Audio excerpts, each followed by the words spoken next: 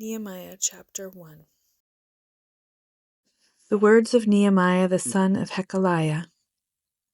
Now it happened in the month of Kislev, in the 20th year, as I was in Susa, the citadel, that Hanai, one of my brothers, came with certain men from Judah. And I asked them concerning the Jews who escaped, who had survived the exile, and concerning Jerusalem. And they said to me, the remnant there in the province who had survived the exile is in great trouble and shame. The wall of Jerusalem is broken down, and its gates are destroyed by fire. As soon as I heard these words, I sat down and wept and mourned for days, and I continued fasting and praying before the God of heaven. And I said, O Lord God of heaven, the great and awesome God who keeps covenant and steadfast love with those who love him and keep his commands, let your ear be attentive and your eyes open to hear the prayer of your servant that I now pray before you day and night for the people of Israel, your servants, confessing the sins of the people of Israel which we have sinned against you. Even I and my father's house have sinned. We have acted very corruptly against you and have not kept the commandments, the statutes, and the rules that you commanded your servant Moses. Remember the word that you commanded your servant Moses, saying, if you are unfaithful, I will scatter you among the peoples. But if you return to me and keep my commandments and do them, though your outcasts are in the uttermost parts of heaven, from there I will gather them and bring them to a place that I have chosen to make my name dwell there. They are your servants and your people, whom you have redeemed by your great power and by your strong hand. O Lord, let your ear be attentive to the prayer of your servant and to the prayer of your servants who delight to fear your name, and give success to your servant today, and grant him mercy in the sight of this man. Now I was cupbearer to the king.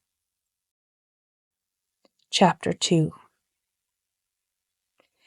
In the month of Nisan, in the 20th year of King Artaxerxes, when wine was before him, I took up the wine and gave it to the king.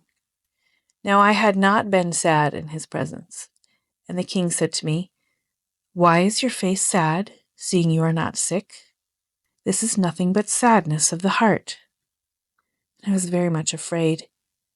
And I said to the king, let the king live forever. Why should not my face be sad, when the city, the place of my father's graves, lies in ruins, and its gates have been destroyed by fire? Then the king said to me, what are you requesting? So I prayed to the God of heaven, and I said to the king, if it pleases the king, and if your servant has found favor in your sight, that you send me to Judah, to the city of my father's graves, that I may rebuild it. And the king said to me, Queen, sitting beside him, how long will you be gone, and when will you return? So it pleased the king to send me. And when I had given him a time, and I said to the king, if it pleases the king, let letters be given to me to the governors by the province beyond the river, that they may let me pass through until I come to Judah, and a letter to Asaph, the keeper of the king's forest, that he may give me timber to make beams for the gates of the fortress of the temple, and for the wall of the city, and for the house that I shall occupy. And the king granted me what I asked, for the good hand of my God was upon me.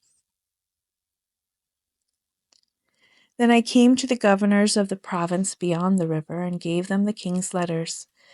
Now the king had sent with me officers of the army and horsemen.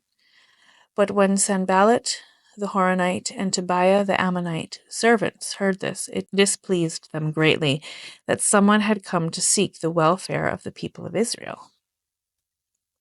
So I went to Jerusalem and was there 3 days. Then I arose in the night, I and a few men with me, and I told no one what my God had put into my heart to do for Jerusalem. There was no animal with me but the one on which I rode. I went out by night by the valley gate to the dragon's spring and to the dung gate, and I inspected the walls of Jerusalem that were broken down, and its gates that had been destroyed by fire. Then I went on to the fountain gate and to the king's pool, but there was no room for the animal that was under me to pass. Then I went up in the night by the valley and inspected the wall, and I turned back and entered by the valley gate, and so returned. And the officials did not know where I had gone or what I was doing, and I had not yet told the Jews, the priests, the nobles, the officials, and the rest who were to do the work. Then I said to them, "You see the trouble we are in, how Jerusalem lies in ruins with its gates burned? Come, let us build the wall of Jerusalem, that we may no longer suffer derision." And I told them of the hand of my God that had been upon me for good, and also of the words that the king had spoken to me. And they said, "Let us rise up and build." So they strengthened their hands for the good work. But when Sanballat the Horonite and Tobiah the Ammonite servant and Geshem the Arab heard of it, they jeered at us and despised us and said, "What is this thing that you are doing? Are you rebelling against the king?" Then I replied to them, "The God of heaven will make us prosper, and we his servants will arise and build, but you have no portion or right to the claim in Jerusalem." Chapter 3. Then Eliashib, the high priest, rose up with his brothers the priests, and they built the sheep gate. They consecrated it and set its doors. They consecrated it as far as the Tower of the 100, as far as the Tower of Hananel. And next to him the men of Jericho built, and next to them Zaccur the son of Imri built. The sons of Hassenaah built the fish gate. They laid its beams, set its doors, its bolts, and its bars. And next to them Meremoth the son of Uriah, son of Hakkoz, repaired. And next to them Meshullam the son of Berechiah, son of Meshezabel, repaired. And next to them Zadok the son of Bana repaired. And next to them the Techonites repaired, but their nobles would not stoop to serve their lord. Joiada the son of Paseah and Meshullam the son of Besodiah repaired the gate of Yeshanah. They laid its beams and set its doors, its bolts, and its bars. And next to them repaired Melatiah the Gebonite and Jadon the Meronothite, the men of Gibeon and Mizpah, the seat of the governor of the province beyond the river. Next to them Uzziel the son of Hariah, goldsmiths, repaired. And next to him Hananiah, one of the perfumers, repaired, and they restored Jerusalem as far as the broad wall. Next to them Rephaiah, the son of Hur, ruler of half the district of Jerusalem, repaired. Next to them Jedediah, the son of Harumaph, repaired opposite his house. And next to him Hattush, the son of Hashabniah, repaired.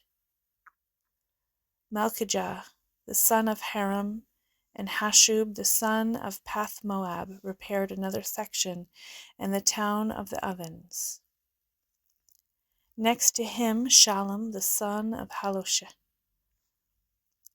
ruler of half the district of Jerusalem, repaired, he and his daughters. Hanun and the inhabitants of Zanoah repaired the valley gate, They rebuilt it and set its doors, its bolts, and its bars, and repaired 1,000 cubits of the wall as far as the Dung Gate. Malchijah, the son of Rechab, ruler of the district of Beth Haccherem, repaired the Dung Gate.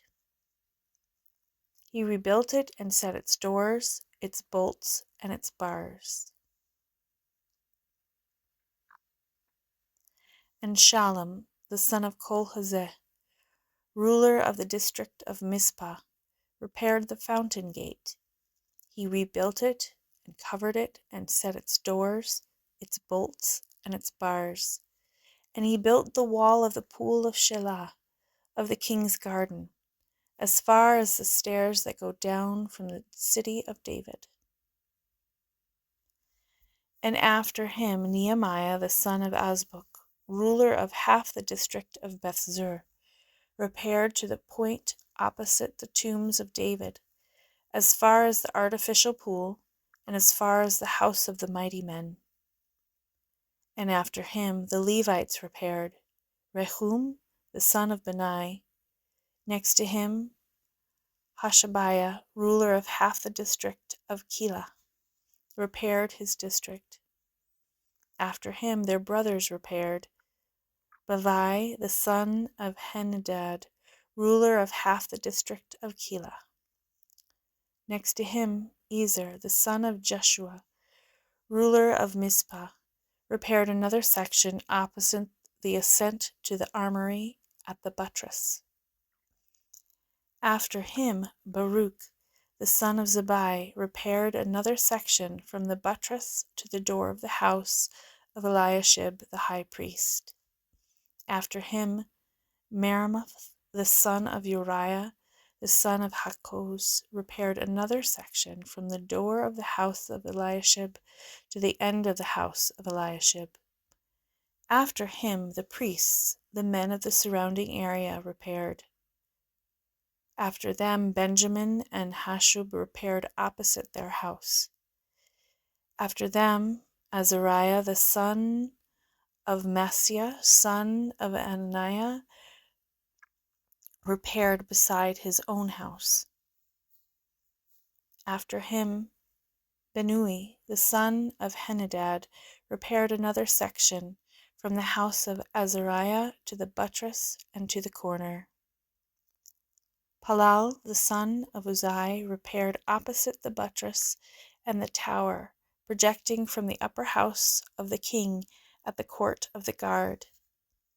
After him Pedadiah the son of Parosh and the other temple servants living on Ophel repaired to a point opposite the water gate on the east and the projecting tower. After him the Tekoites repaired another section opposite the great projecting tower as far as the wall of Ophel. Above the horse gate the priests repaired, each one opposite his own house. After them Zadok the son of Emer repaired opposite his own house.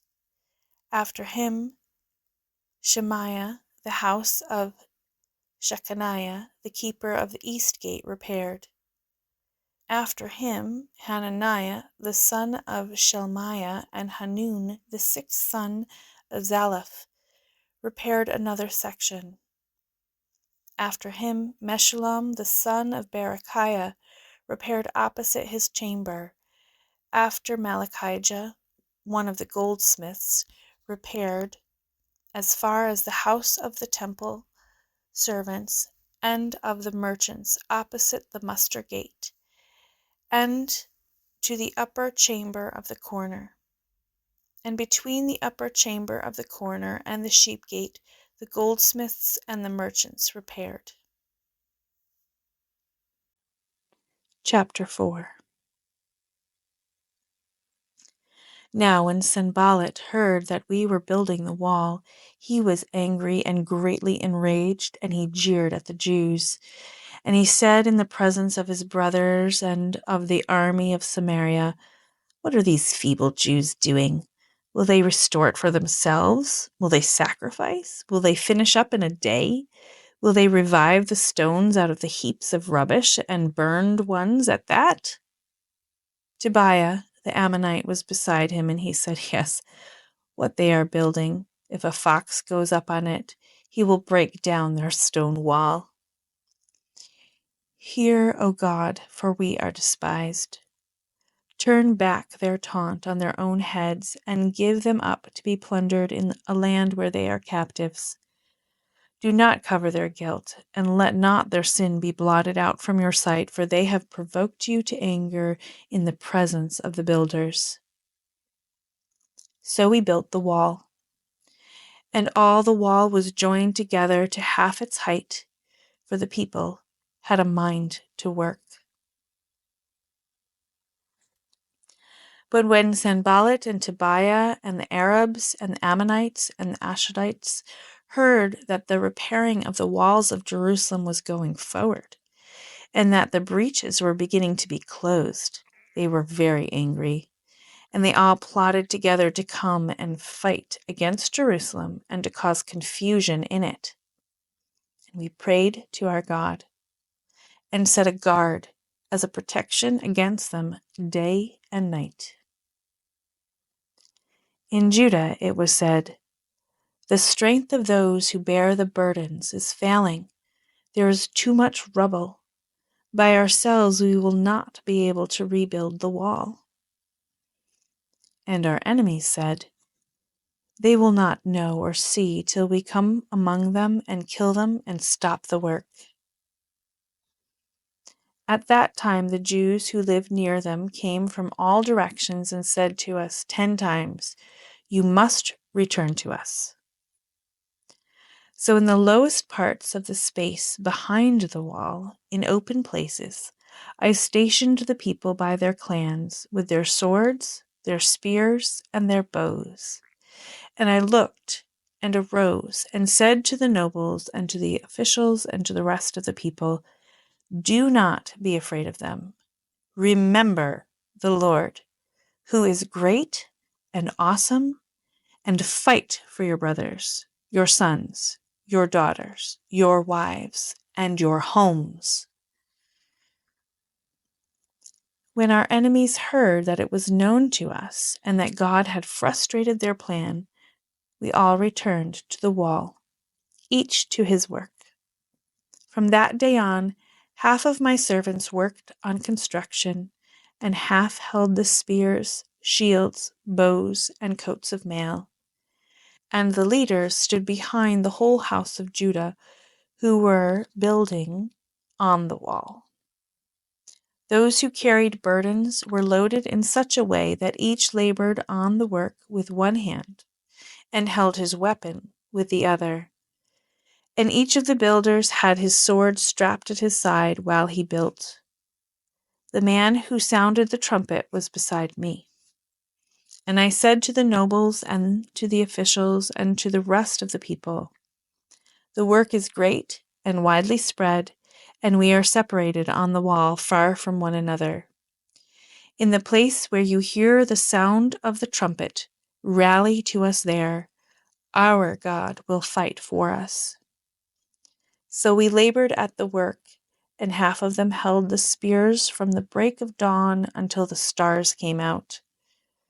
I also said to the people at that time, Let every man and his servant pass the night within Jerusalem, that they may be a guard for us by night, and may labor by day. So neither I, nor my brothers, nor my servants, nor the men of the guard who followed me, none of us took off our clothes. Each kept his weapon at his right hand. Chapter 5. Now there arose a great outcry of the people and of their wives against their Jewish brothers. For there were those who said, With our sons and our daughters we are many, so let us get grain that we may eat and live. There were also those who said, We are mortgaging our fields, our vineyards, and our houses to get grain because of the famine. And there were those who said, We have borrowed money for the king's tax on our fields and our vineyards. Now our flesh is as the flesh of our brothers, our children are as their children. Yet we are forcing our sons and our daughters to be slaves, and some of our daughters have already been enslaved. But it is not by our power to help it, for other men have our fields and our vineyards. I was very angry when I heard their outcry in these words. I took counsel with myself, and I brought charges against the nobles and the officials. I said to them, "You are exacting interest, each from his brother?" And I held a great assembly against them and said to them, "We, as far as we are able, have brought back our Jewish brothers who have been sold to the nations. But you even sell your brothers that they may be sold to us?" They were silent and could not find a word to say. So I said, "The thing that you are doing is not good. Ought you not to walk in the fear of our God, to prevent the taunts of the nations, our enemies? Moreover, I and my brothers and my servants are lending them money and grain. Let us abandon this exacting of interest. Return to them this very day their fields, their vineyards, their olive orchards, and their houses, and the percentage of money, grain, wine, and oil that you have been exacting from them." Then they said, "We will restore these and require nothing from them. We will do as you say." And I called the priests and made them swear to do as they had promised. And I also shook out the fold of my garment and said, "So may God shake out every man from his house and from his labor who does not keep this promise. So may he be shaken out and emptied." And all the assembly said, "Amen," and praised the Lord. And the people did as they had promised. Moreover, from the time that I was appointed to be their governor in the land of Judah, from the 20th year to the 32nd year of Artaxerxes the king, 12 years, neither I nor my brothers ate the food allowance of the governor. The former governors who were before me laid heavy burdens on the people and took from them for their daily ration 40 shekels of silver. Even their servants lorded it over the people, but I did not do so because of the fear of God. I also persevered in the work on this wall, and we acquired no land, and all my servants were gathered there for the work. Moreover, there were at my table 150 men, Jews and officials, besides those who came to us from the nations that were around us.